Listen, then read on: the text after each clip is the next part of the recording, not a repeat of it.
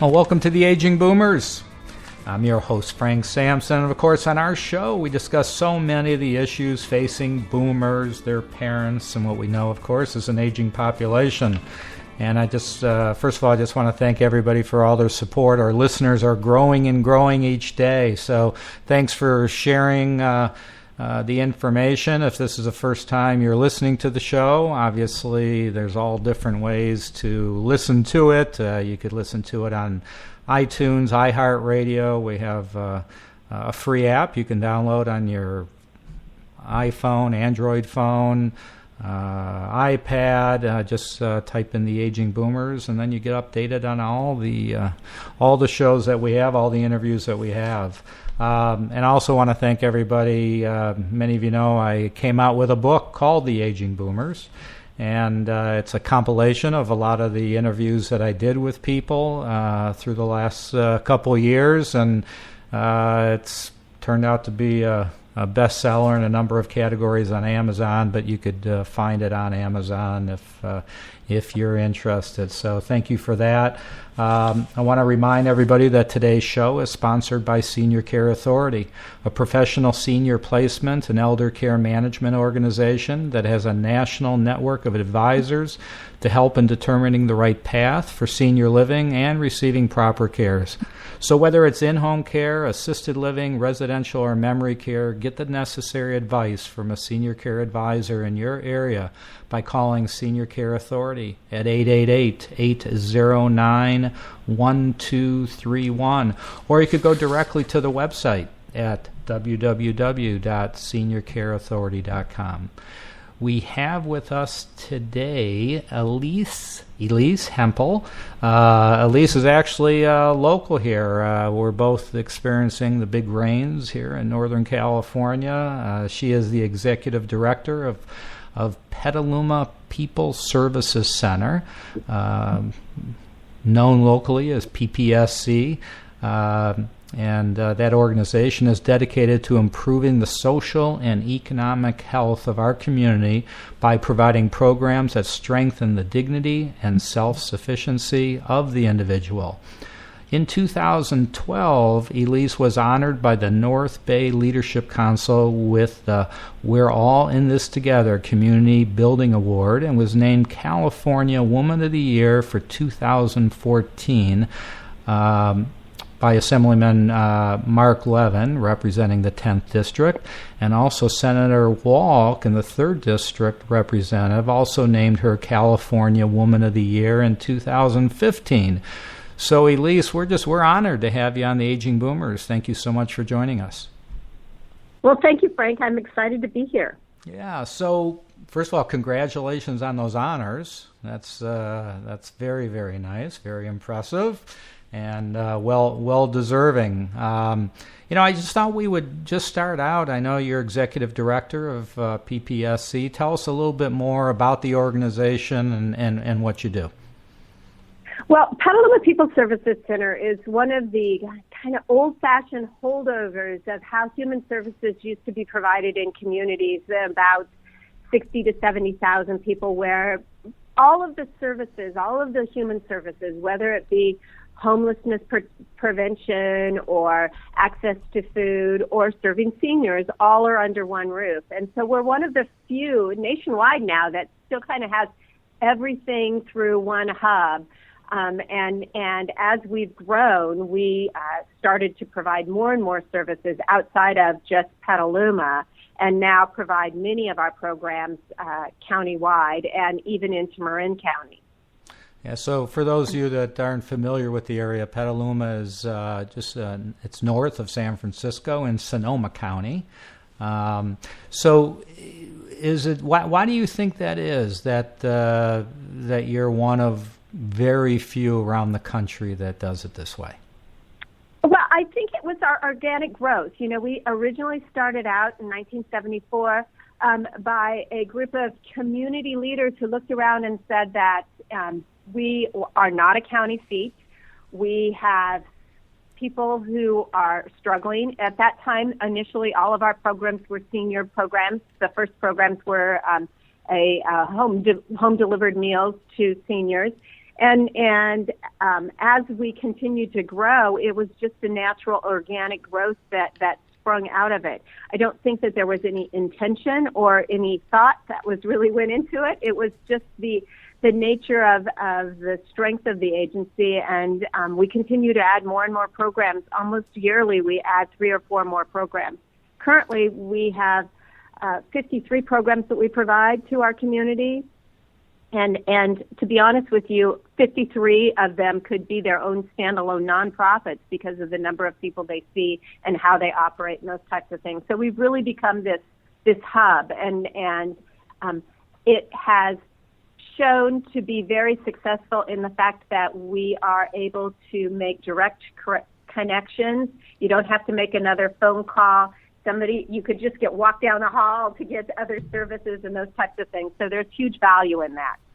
And what's the prerequisite to be able to get your services? I mean, does it have to be a senior that has a need financially, or is it open to anybody? For our senior services, because we're funded from the American senior groups, we have no qualifications. You don't have to be income qualified. You just need to want these services. You need to access yourself or allow us to help you. I spend a lot of my time talking to people around the community and around the state of California about aging in place. It's so valuable for us as we continue to grow old. We all want to age in place, and in order to do that, it takes more and more services, because our nuclear family, the family that we used to know where our children were still in our neighborhoods and didn't leave our communities, has changed so dramatically. So as we age, those that traditionally were later on in life, our caregivers or our connections to things that outside of the community have gone away. They've moved to different areas. They're no longer living in this area. And so we have to figure out as seniors how to engage ourselves or allow ourselves to become engaged in community programs like Petaluma People Services Center, which really, if you boil it down, is just a different version of family, if you will. So I'm glad you brought up the term aging in place. I know we've talked many times and brought up that term, and I think there's a perception out there that aging in place means aging in your own home, and I think that is a perception. I mean, I kind of look at it myself as more, aging, whether it's in your own home, whether it may be in some sort of assisted living or senior living type of setting, that still could be aging in place. But do you think that term is kind of overused? Are we setting the right expectations for our seniors? Because everybody wants to stay at home the rest of their life. I mean, if you ask them, anybody, they always say there's statistics at 99.8%, and the reality is I bet you 100% would rather want to be at home. But are we setting the expectations too high for our seniors? Because many won't be able to. Right, and and I agree with you. It is an overused term, and it has become more of a general idea. And when I think aging in place, I lots of times think aging in the way that I want to age, kind of being control of how I age, whether I want to age in my home, or I want to move to someplace warm, or I want to move into a community that provides me additional support. Because I know it makes my director of senior services cringe whenever I say this, but aging in place sucks if you don't have access to the things you need to do that. So if you decide that you want to live in a assisted living kind of community, there are programs put in place there that help you age there. If you want to live in a community like Petaluma, which is about 60,000 people, and age in your home, you're going to probably need additional services. Not only does it include access to services, but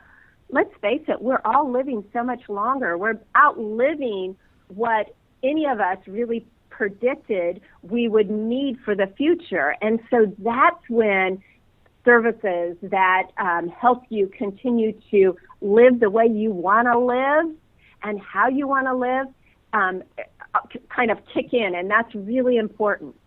Yeah, it is, and I'm glad you brought that up. So, on a big picture here, all right, you think our country's ready for what's coming?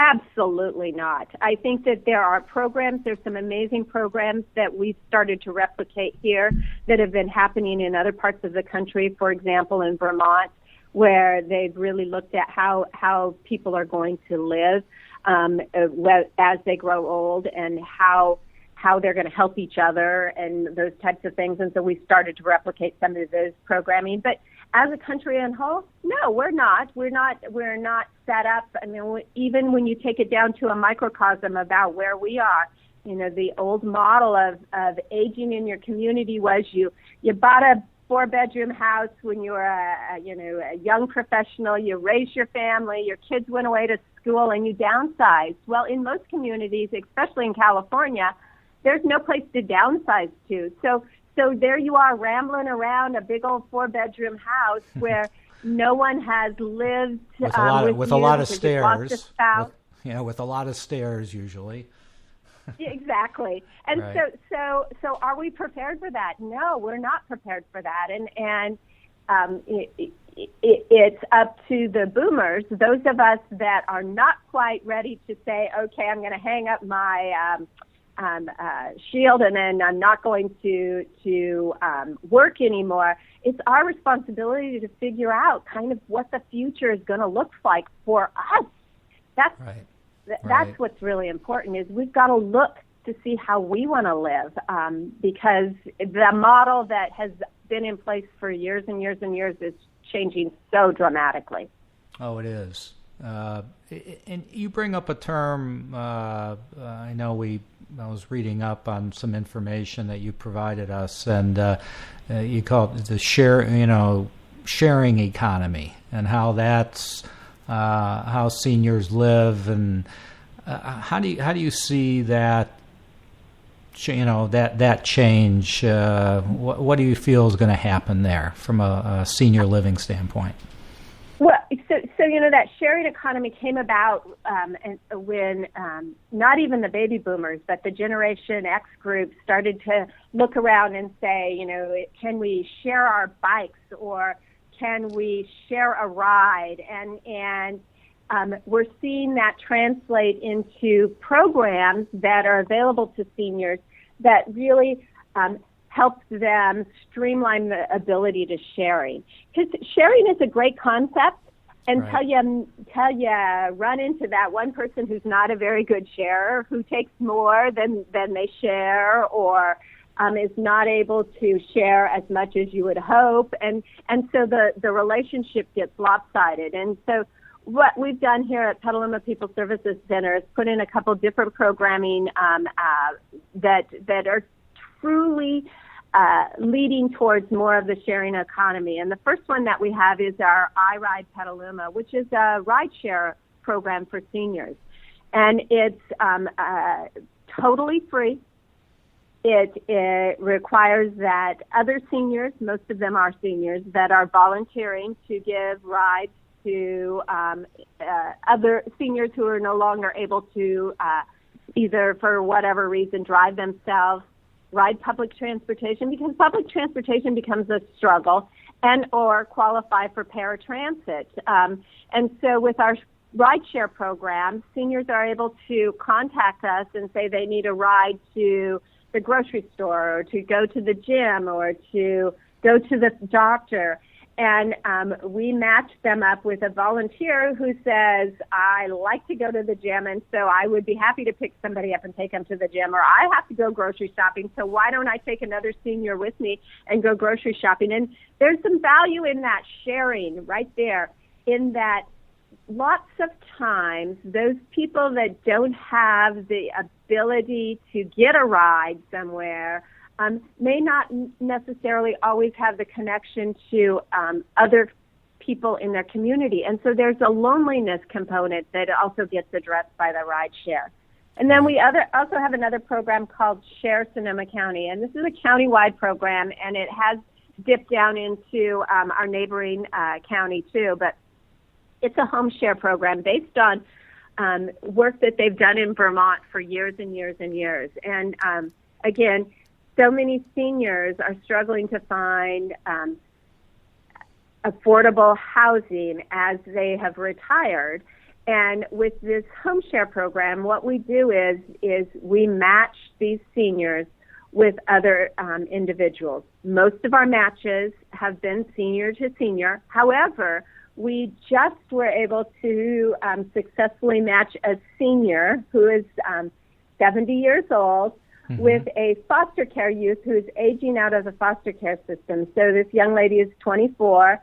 She's going to school. She really has never had that kind of consistent caring adult in her life, and they're so excited that they have found each other and will be able to kind of live together for as long as this young person feels that, you know, this is the kind of relationship that they want, because naturally their life is probably going to change faster than the senior's life.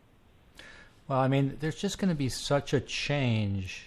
I mean, with boomers, I mean, I have a lot of, I mean, I'm a boomer. I'm smack in the middle of that age group. And I know a lot of people who chose not to have children, a lot of couples, okay? And then I also know so many people who are not attached to anybody. They're alone. And I'm thinking, wow, you know, what are so many of these people going to do? And then the next generation, my God, there's just so many that just decided not to have kids, decided not to marry. It just seems like it almost looks like it's almost the majority of people that are going to be, you know, not necessarily alone, but, you know, not having kids to kind of take care of them in a sense. So do you see what you're doing at Petaluma People Services to be something that's going to really expand? We do. And in fact, there was a professor down visiting our senior cafe or our congregate dining site where seniors can come and have the same nutritious meal that we serve as the Meals on Wheels from Northern Arizona University, who was interviewing many of our seniors that were at this dining site just exactly about what you were saying. They chose not to have children or they didn't marry. One of the other programs that we have implemented is a awareness campaign for many of our seniors. You know, there is a population of the LBGT community that, especially those that are boomers or older, that stayed in the closet and didn't come out, and now they're aging in the closet. And aging in the closet has so many downsides, especially if you weren't able to marry and you lost your partner because of age, and so those issues are things we talk about all the time. And through the research that this professor is doing at Northern Arizona University, we're hoping to be able to find some data to help us better design programming that allows us to address those needs of those who don't have the infrastructure, if you will, put into place that traditional families kind of provide for. So when you're going back to that matchup, are you helping them even find the place to live, or it's usually one of the people have the place to live, and you're just helping them in a sense find a roommate in a sense? No, it's much more than a roommate matching system. It really includes a lot of case management that goes along with it. And so, you know, as we age, we have specific needs. And so what we do is we have just put out a call to our community to say, if you are interested in this home share program, let us know. So we have a lot of homeowners, and I'm knocking on wood. I'm pounding on my head right now because we're blessed right now. We have a lot of homeowners that are interested in the share program. And then we are taking many of the seniors who are currently on wait lists for low-income housing. Some of these seniors are sadly couch surfing, which for those of us that were new to this term means that they're staying with friend to friend to friend for 2 or 3 months and then moving to the next house. And that's no way to age. That's absolutely no way to age, sleeping on somebody's couch. Right. And some that we're working with are even in the shelter system. So they have found, because of an illness or a loss of a job as they've aged, divorce, loss of a spouse, they find themselves with no housing and they're in the shelter system. And so it's a very intensive screening process that we put both the homeowner and the sharer through. And it becomes a whole case management study on will these people be compatible? Right. Do they have the same type of habits? And so our caseworkers spend a lot of time interviewing both candidates. And then the next step is if we have people that we think would be a good match, we actually have them meet someplace outside of the home where they can actually start to have a conversation. Through this program, what we've also discovered is that so many of these seniors need additional support, especially those that are the homeowners. So they're usually a little bit older. Most of them, probably 92% of them, are women. And they need additional support. Maybe they qualify for in-home support services, or maybe they need some assistance just driving their car, and they need to get to the grocery store because they no longer can drive their car. Those types of things. They're fearful to be alone at night, and those types of things. And so we actually address those issues with our sharers, and we talk to them about, would you be interested in being an in-home support services provider for this senior? And if so, we can probably negotiate how much your rent costs. We have a couple shares where we've actually even been able to utilize the Section 8 voucher held by one of the seniors. And in California, we have so many vouchers that go unused, and that's additional service assistance in housing because there's no place for these people to rent. And so we've been working with the county to actually allow the homeowners to be able to accept the Section 8 voucher, which is basically subsidized rent for this individual to move in. And then we've also worked directly with so many of our low-income senior housing organizations. Many of them have at least a 5-year wait list for seniors who are applying for this low-income senior housing. And so through a grant that we received, we've been able to take people on that wait list and match them in homes of people in the area. And then both those seniors qualify for the social things that happen at the low-income senior housing facility. So they can go to the potlucks, they can go to the little farmers markets that they have. Sometimes, some of these senior housing have music and things that are available, social things, and we encourage both the residents then of the share to participate in that because, again, we touched on it a little, but loneliness is such a nasty thing when you start to age. Right, and that leads into depression and a lot of other things. I spend a lot of time working with young people in our community, and I say loneliness is probably the biggest killer of seniors in our community, and so anything we can do to try to get these seniors together, whether it be through ride sharing or through meal sharing or through home sharing, helps to alleviate that nasty disease, if you will.